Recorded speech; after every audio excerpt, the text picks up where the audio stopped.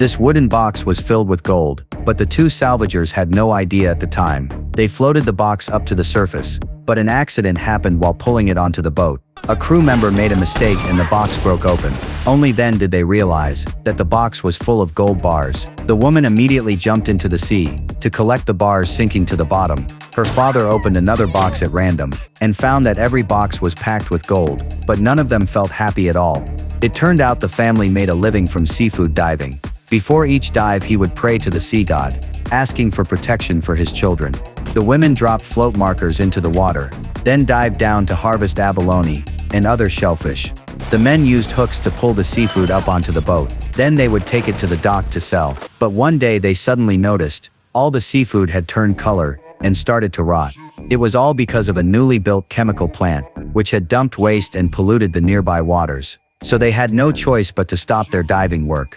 While the man was worrying about this, a villager named Jack introduced him to something new.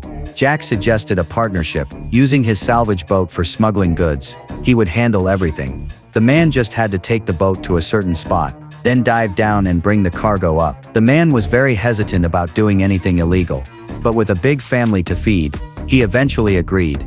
At night a cargo ship would dump goods into the sea, and by morning the man would arrive at the designated area. His daughters would dive down and retrieve the goods.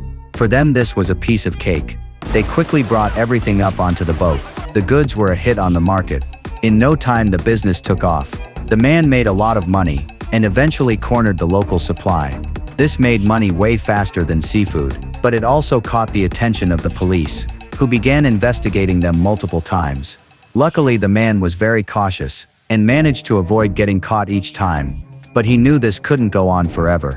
One day Jack brought him a new truck, and proposed a new deal. But the man turned him down on the spot. Jack knew how stubborn he was, so he tried persuading his daughter instead. Ever since they started making money the sisters had changed. They experienced a lifestyle they'd never known before. So Jack barely had to convince them. Lisa, the older sister, agreed without asking her father. The man was furious about it, but since she was his own daughter, he reluctantly agreed to one last job. But the sisters, inexperienced as they were, never asked what kind of cargo they were dealing with this time.